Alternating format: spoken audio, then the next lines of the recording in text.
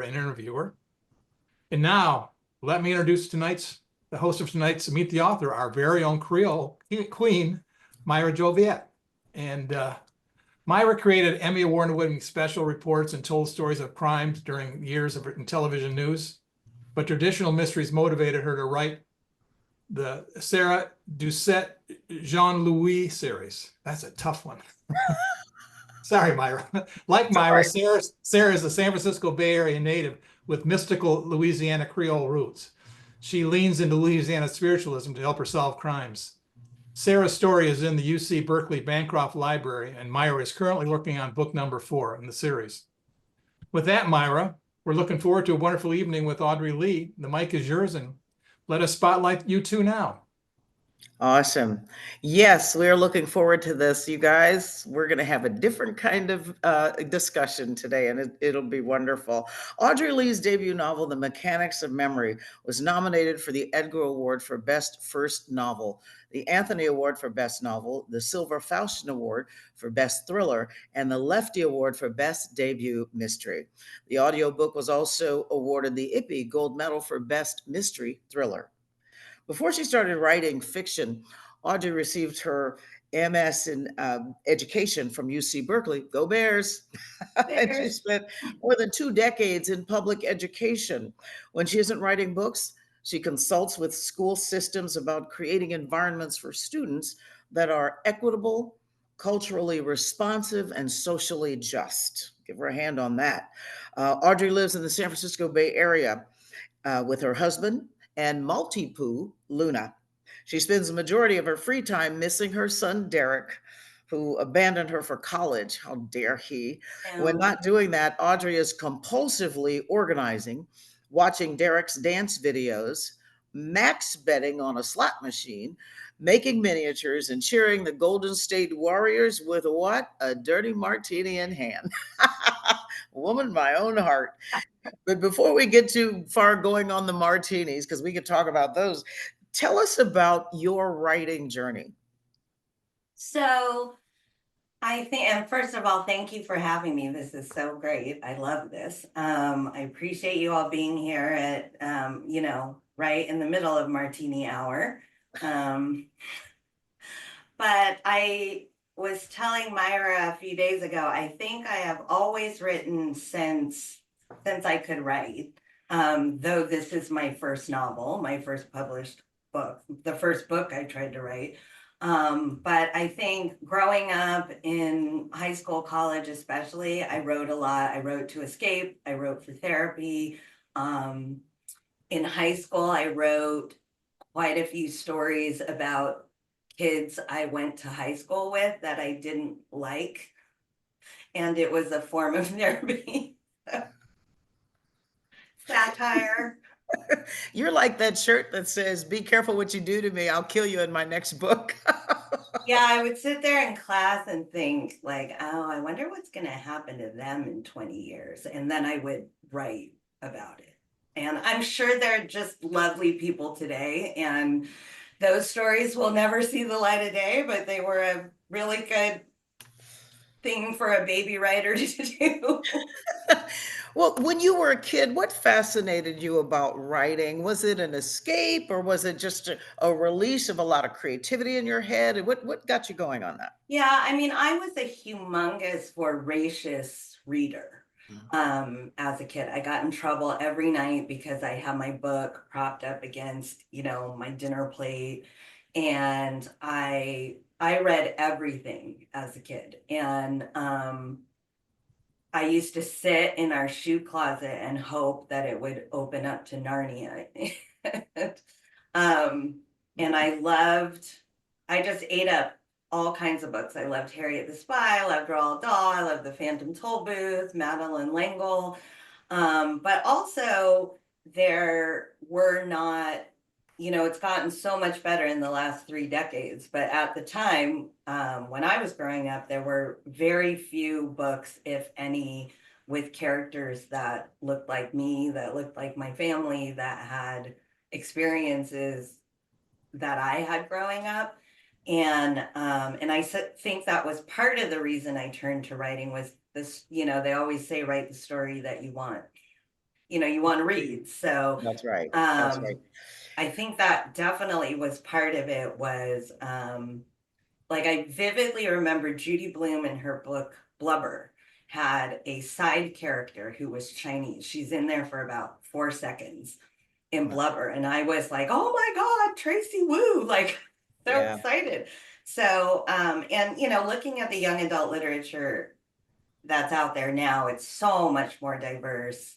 But I think even as diverse as publishing has gotten over the years, it still falls short, in my opinion. And so, And it is nice to see yourself. I always say if you don't see yourself, it's like there's a party inside a house and you're standing outside the window. It's kind yeah. of like, oh yeah, how much fun is this when I'm not in there? Just watching. So yeah, I totally hear you on that. So what inspires you? And I know we're going to talk about the book in a bit, but what inspires you to write today? Where does your inspiration come from?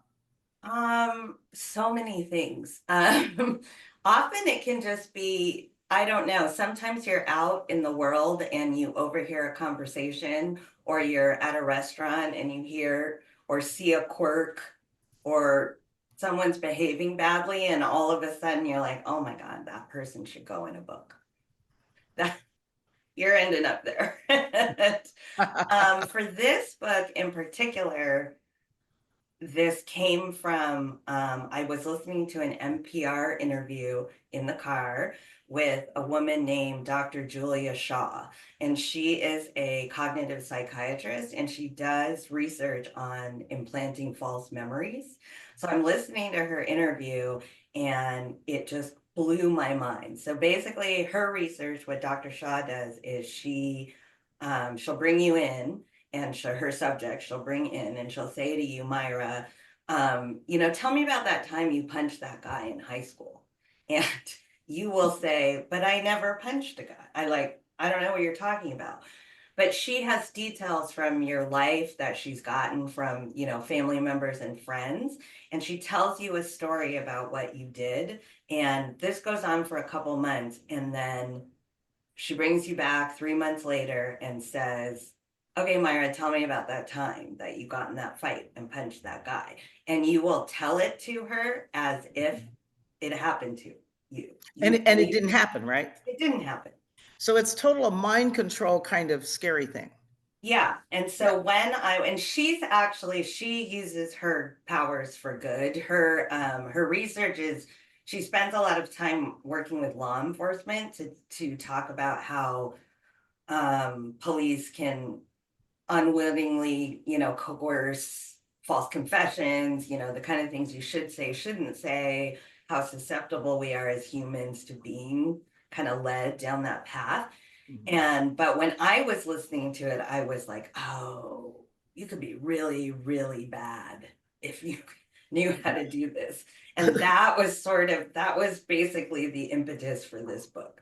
For this book, which I have to say is, and this is a total compliment, it's creepy from page one. I mean, that I told you, there was just something about it, and it wasn't like in your face scary, but it had this undertone of, like I tell you, you made the phrase "be well" sound like a scary movie, and I mean, so it really is impactful. Before we dig deeper into it, though, would you kindly read us a paragraph or so from the book? I will. So the story is about a woman named Hope who wakes up. She starts out happy and in love, but because it's a psychological thriller, it can't stay that way for very long. And a year later, she wakes up in this institution called the Wilder Sanctuary, and she can't remember her last year. And the doctors are trying to help her remember, but are they? And is what she remembers true or not? And I really wanted this to be, I wanted this to feel claustrophobic and be in this institution for the most part. And when you do that, when I was thinking about it, I automatically default to One Flew Over the Cuckoo's Nest, like how that looks.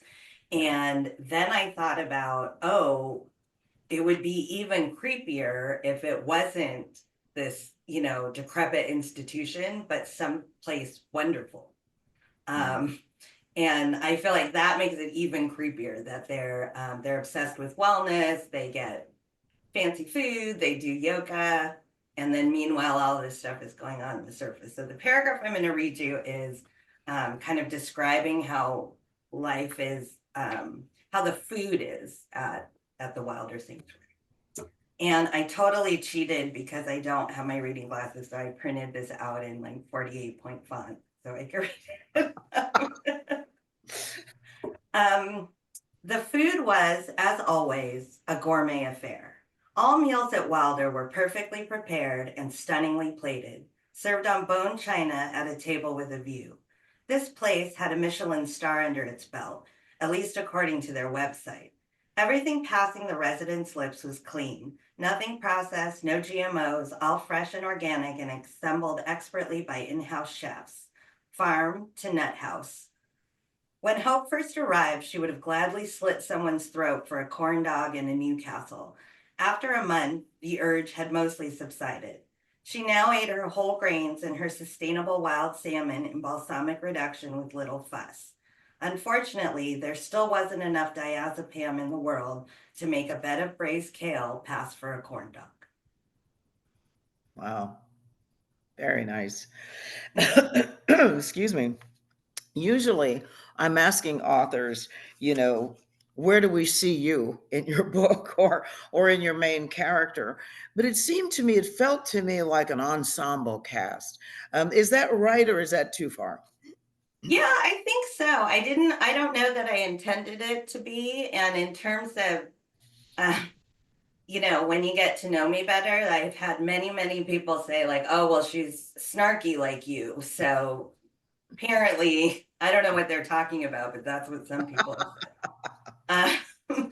But it is an ensemble. There are a bunch of doctors at Wilder who kind of are, they're free to move in and out of the institution. But Hope is trapped there with a whole lot of other patients. And I found that to be so fun to write because it's one of the few situations where you can put a whole bunch of different characters from all different walks of life, different ages, genders, ethnicities, everything, and they're all just kind of heaped in there together. And so the personalities are very big and play off of each other through the book. That's a really good point. And it did have that bit of a feel like the locked room mystery, although others were coming in and out. But yeah, it definitely gave that feel. And what the other thing that struck me was that I had this sense of, well, I don't know who to trust. And then I realized I don't trust anybody in this book. Is that just me, or was that That's intentional? just you. Of course. My editor, when she read it, and she was after I signed with my publisher, she was one of the only people who had not read it. So she read it cold. She preferred to just let the acquisitions team deal with it, and then she read it cold. And her comments were so funny throughout. And then, but she said, like, you just wrote a masterclass in unreliable narration. And that's what Hope is. You really don't know who to trust for a really long time in this story. Yeah, that's true. And that lends to that era mystery. And again, I mean, what made you make the phrase "be well"? You realize how creepy it is, right? How Yeah. it becomes chilling because of the way it's used. I mean, I think some of the most sinister phrases, and now I realize this as I go through and have written a couple more books that they're the most common ones that we don't bother thinking a lot about. And I've always thought, like, I personally always thought that phrase "be well" is kind of creepy. And like there's always, I don't know, I've always felt there's something a little sinister underneath that. And but I like taking common phrases and then turning them so that they they become a little bit sinister. And Be Well seemed to fit perfectly in this institution that claims to be all about wellness. Yeah, yeah. The whole, what do they call it? Mind health, I think is the phrase that's used in there. And it is sort of that turn on, oh, this is Sunnybrook Place and we're all happy and we're all about your health. And then we're weirdness and we're scary people. And so it's kind of like, it's that feel. Yeah, absolutely. I really love that where everything is beautiful and sleek and they have the best technology, and then you're wondering what's going on Mhm. behind, closed doors there. Absolutely. And I'll be careful because I'll give too much away, and that's not right. So let's get into your writing process. We want to learn about how you do this. So, first of all, I find it interesting to ask people, where do you write? Where do you physically sit and write? So I write right here in this room. I'm lucky enough to have my own office at home. And so this is my office. This is where I write. That's the good looking part of the office behind me. You can't see the murder board on this side and the post-its in front of me. Yeah, so I write here. I write every day when I'm not doing my other job. I'm a contractor now, so luckily I have opportunities, stretches of time where I can write for like a week on end, 2 weeks on end. I get up at 4 o'clock every morning. I'm an early bird, and I do the New York Times crossword and I do all the little word games, and I can't start writing until I get genius on spelling bee. and then and then I start writing, and I write most of the day, but I was a teacher, so by the time 3 o'clock rolls around, like my brain shuts off. Mm, And so I write till about 3 or 3:30, and then mm. I'm done. I don't write at night. I don't write in the late afternoon. And I try to hit 2,000 words a day, and I don't always, but that's my goal. So because you were a teacher, are you and because you organize, are you strict with the outlining and the planning and are you charting it all the way through, or how do you work that out? So my life is, I'm very organized. I'm a spreadsheet person. I'm a color coder. I have everything in my house is labeled and color coded, and there's a spreadsheet that tells you what the labels and the color codes mean. um, but for this book, I did end up plotting it out pretty thoroughly, although not until maybe halfway through. Mhm. So I did write a whole lot of it without really knowing where it was going, and which, I ended up in quite a lot of holes that way that I had to fix. And Yeah. then, so because of all these holes I got myself into, the second book I wrote, I plotted out completely. And I wrote it until about 80% finished, and realized I was having absolutely no fun writing it. Mm, Because I had gotten so rigid about the plotting that it started to feel like homework, and I mm, felt like the creativity was completely gone from it. And so I actually had to set it aside for quite some time and then go back to it months and mm. months later and think of it differently and like ditch the whole plotting part of it. And Yeah. then just recently, the third book I just finished, um, I pantsed the entire way through. I started at chapter 1 and didn't stop until I was done. And Oh, I had so much fun writing it. It was so fun. So I don't know, when people ask me that, I mean, I still had to do a spreadsheet because there's like a complicated timeline in it. I mean, I still have to plot a mhm, little bit. mhm. Um, but I always say I'm a pantsy plotter because it just depends. Like every book is different. That's Yeah, what I'm learning. but that's wild. So you just went front to back, A to Z, just letting the whole muse guide you kind of thing? Yeah, That's fascinating. it And was how long did great. that take? How long did it take you to Two do that? months. This book, but like to have a first draft of this book Yeah. took 2 months. I started it in the middle of March and finished it in May. And obviously it wasn't done, but Mhm. to sort of get from A to Z like that, that was outrageous, because after I did that, I thought, oh, I'm on fire. Like, I am the greatest author in the universe. I'm going to churn out a book every other month. And then I sat down to start my fourth book, and it didn't come out of my head like that. And I said, Mhm. oh, okay. So that was a unicorn. I'm really glad that happened, but that every book is different. That's wild. Now, are you sticking with the same style of writing, or are you changing it up, doing any series? What's coming down the road? So I did, my agent really, really wanted me to write a sequel to Mechanics of Memory, and I've written Mhm. about 4, and none of them are right. Mm. And I think partly is when you write thrillers with a lot of twists and turns, these folks do not find themselves in these situations again, Ah. when you write thrillers. And so part of it was, they, the whole institution and the claustrophobia, I couldn't replicate that in a sequel. Mhm. And so I will never say never, but I don't have a sequel to this book. The next, the 2 that I finished, I have one coming out in May, and then the one I just finished, they're similar. The second one is a little less speculative. Mechanics of Memory has a lot of technology in it, a lot of sort of near future stuff. Mhm. Um, Never to Be Told, my second book, is a lot less speculative, but it has a ghost in it. Oh, Still a thriller, still a interesting. thriller mystery.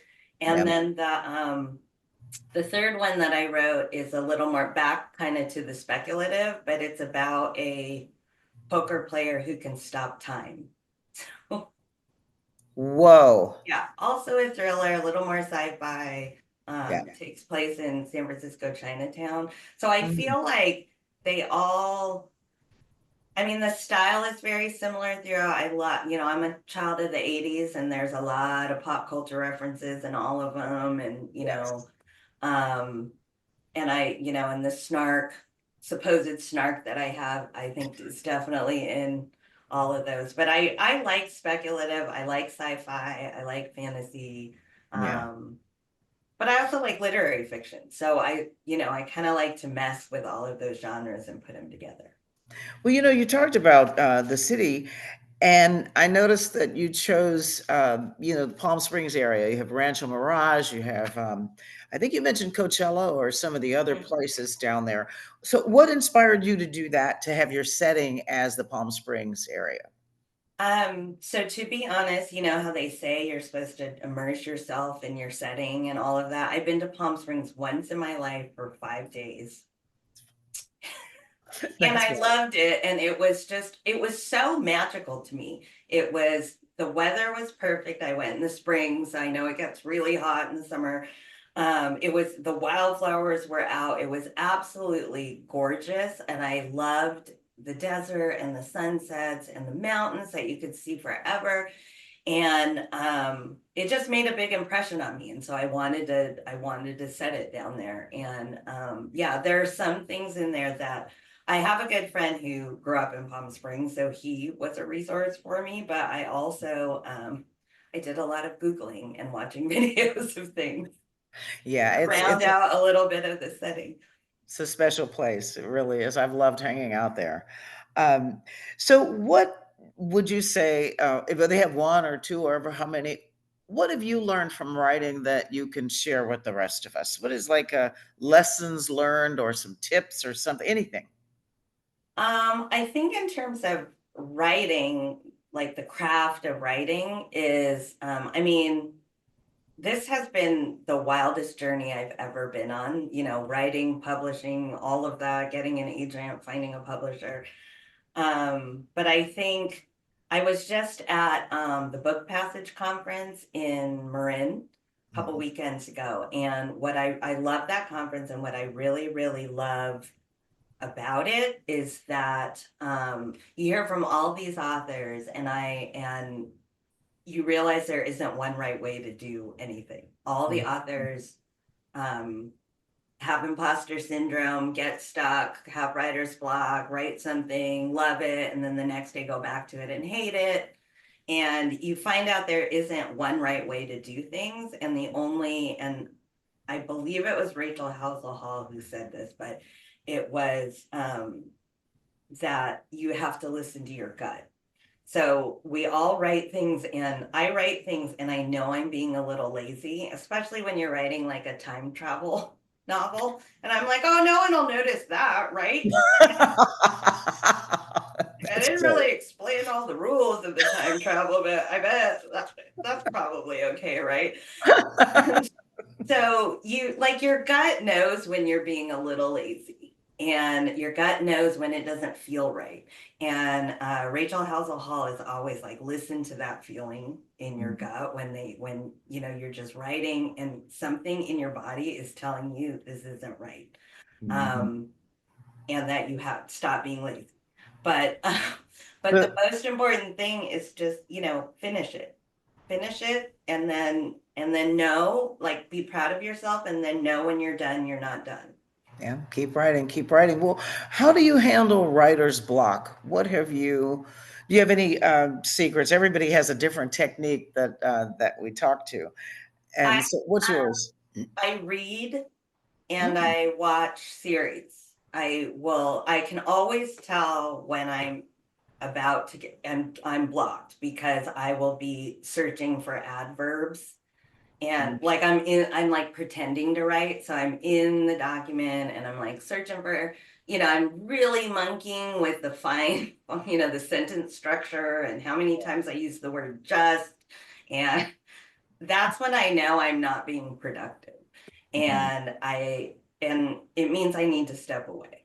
And the quickest way for me to be inspired again to write is to read good writing. And so I've stopped beating myself up about being blocked and like, oh, I didn't get X number of words today, or, I haven't been writing.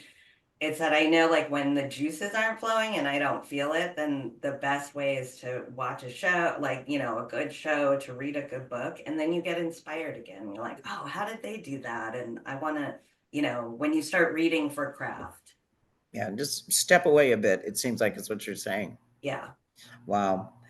Well, once, like I said, it just was a fascinating read for me.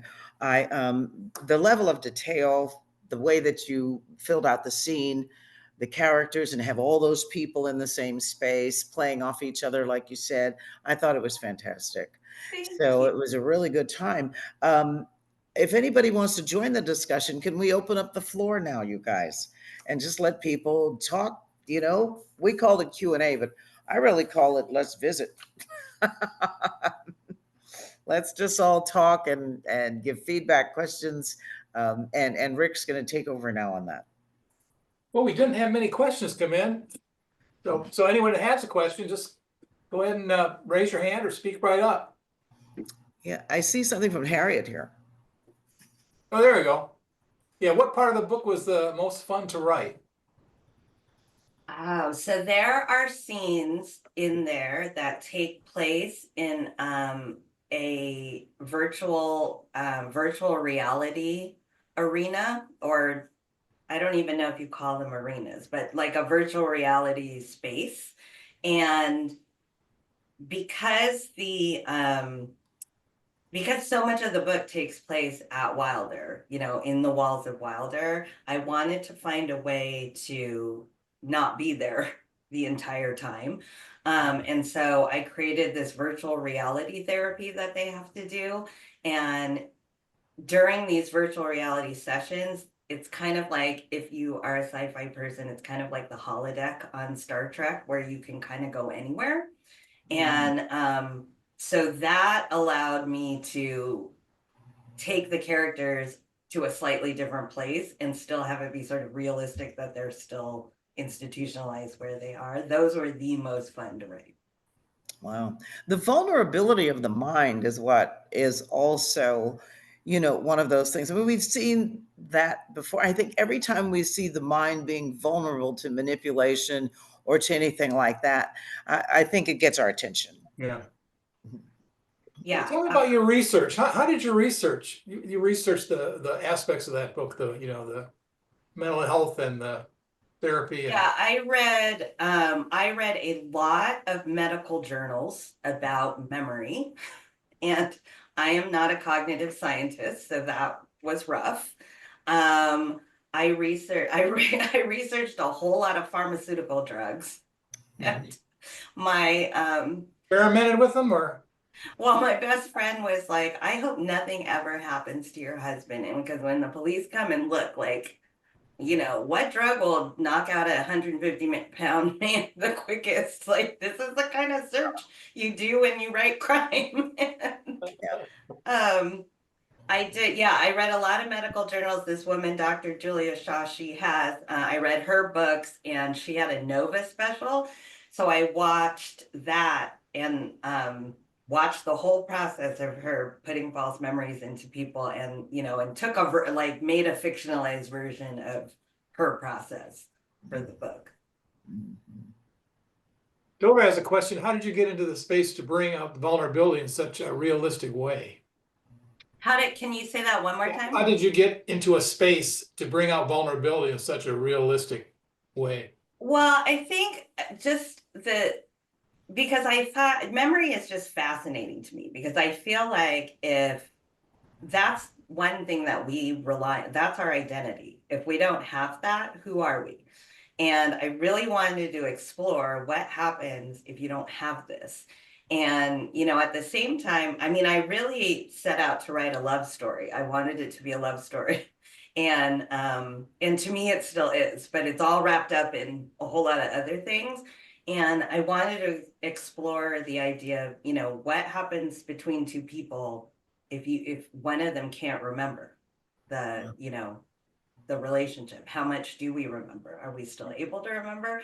And so I think in terms of vulnerability, it's we rely on our minds to tell us what we know. And if you can't remember things and you can't remember your last year, then are you trusting anything that you're thinking anymore? Yeah. And so it sort of inherently makes us vulnerable that way. Did you write it all the way through, or Joanna was saying, do you have to come up for air? Do you need a break after writing such heavy stuff? Yeah, when I finished the book, and as I said, when you think you're done, you're not anywhere close to done. It was 130,000 words, and I had no idea that there was even there were genre word counts. And I went to the San Francisco Writers Conference, and I sat down with an agent, and he was like, well, how many words is it? And I'm like, 130,000. And he's like, oh boy. And then I met with these different agents, and each time I met with them, I was like, oh, it's 115. Oh, it's 100. And by the last agent I met with, I was like, oh, it's 90. And they were like, ooh, send it to me. And then I came home and told my husband, I have to cut 70,000 words from this book. So yeah, I did have to step away a lot. And that's the biggest thing that I think I've learned in the last couple of years too, is that that Mechanics of Memory is my baby, and it was very hard to edit and revise. And the subsequent books have been so much easier to be like, yeah, we need to chop this. I know I spent a week writing this chapter, but it's got to go. And so I've become so much better at listening to feedback and listening to my agent and my editor, and just being like, okay, they're making the book better, and being able to tackle those things. Yeah, I just had to cut 7,000 words from my most recent book. So I write a lot, and then I have to just throw it all away. Yeah. Wow. What's the premise of your next book? Yeah, so this one, not the poker player one, the one I'm working on right now is dual timelines. It takes place in 1987 and present day. And the 1987 are two video game programmers who create a video game, maybe. And then a woman in, but the technology in 1987 isn't advanced enough for them to really run the program they created. But the woman who finds it in present day is able to run the program. And then, all kinds of shenanigans. Let's see. When is the poker player coming out? That one is, final revisions are with my agent right now. So, and she hopes to go out with it after Labor Day. So I'm hoping to have a book out in 2026 and 2027. Oh, nice. Yeah. Lana had a question. What was the most challenging scene or chapter to write, and why was it so? I think I always find the climax chapters the hardest to write. I don't feel like I have to especially attend to writing action scenes. That's not like I love writing the resolution because by the time I've gotten to that place, I know how I want it to end, and I know I want it to end on a certain note, and I want, the book ends from the first chapter to the end. And so I'm usually pretty good at the resolution, but the climax is always so difficult for me because I don't love writing action scenes, but you have to have the payoff scene. And that's that lazy part of me where I was like, yeah, and then, the bad guys, and then I go on. And my agent is always like, the climax is way too short. I'm like, okay. So, yeah, that's always the most challenging for me. Yeah. What was your process for getting an agent? Was it just through the San Francisco? Yeah, so I went there. I did this horrible, horrible, soul-crushing, awful thing called agent speed dating. Mhm. It's exactly as bad as it sounds. You go in a room, there's all these agents, you have 5 minutes or 3 minutes or 5 minutes or something at a table with each agent, and I was shaking, and you have to go and sit down and be like, my name is Audrey and my book's about a woman, and it's and you just have a few minutes to give your pitch, and then they either say, send it to me, or they say, no thanks, thanks for sharing. And so I went through the whole thing, and at the very last table I sat was a woman named Dorian Maffei, who I had just started querying maybe a month before that.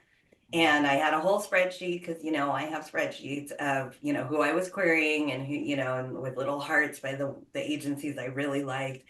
And she was from the agency called Kimberly Cameron and Associates. And I had started the little agency, but I was like, well, as a debut author, you don't query the lady whose name is on the letterhead, So I had, so Dorian works for Kimberly.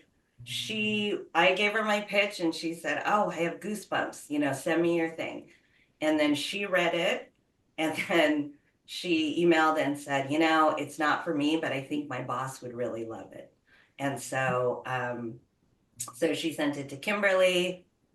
A long time went by, COVID happened, so many things happened. She did read it and say, like, I sort of got to revise and resubmit. Like, she was like, I love the writing, I love the characters, it needs a big structural edit.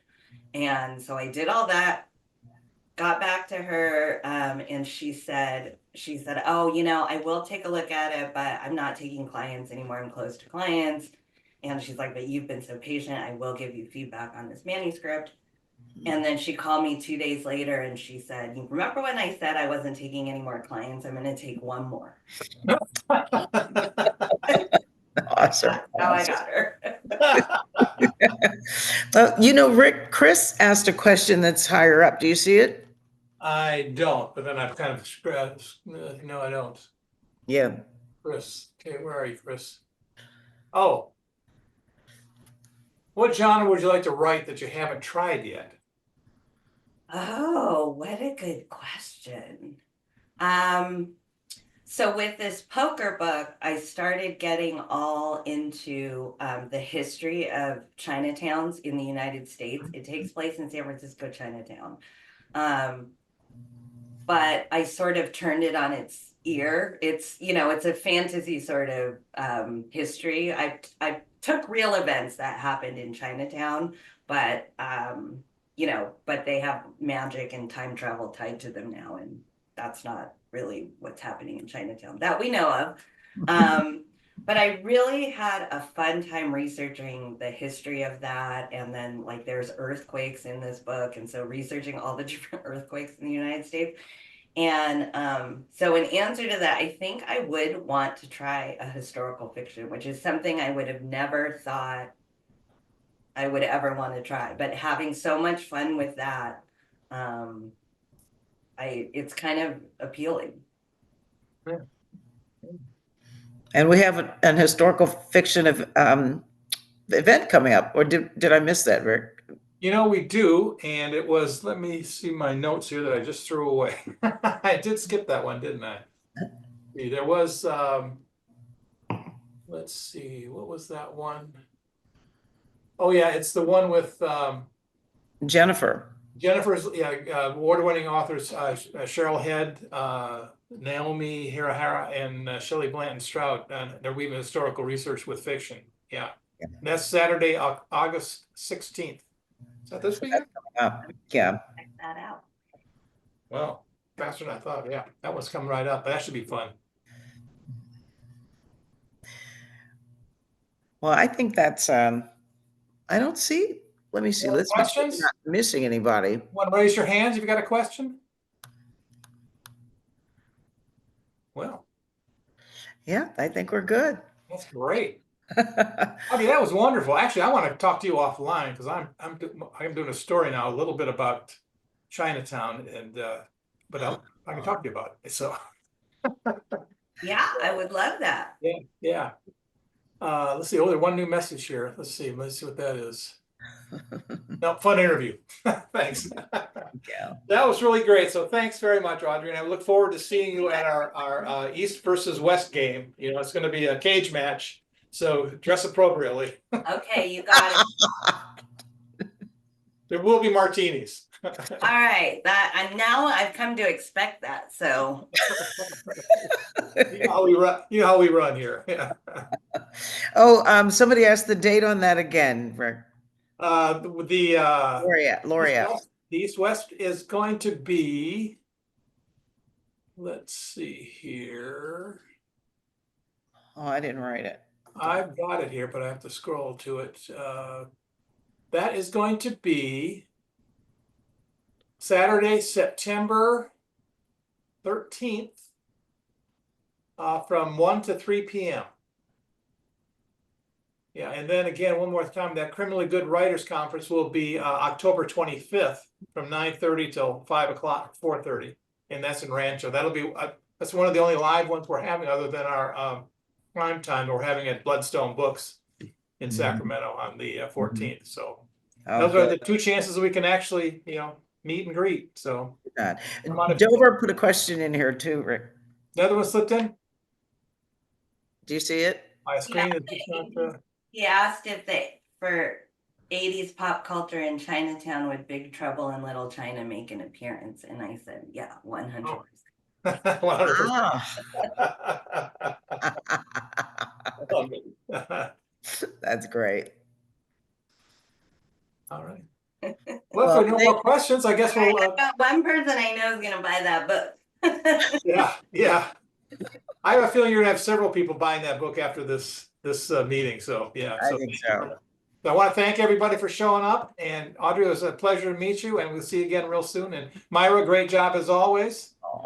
And we'll see you all hopefully this weekend at our meeting. All right. Have a good night, everybody. Hi, everyone. Chris, you stand with me, okay, for a little bit?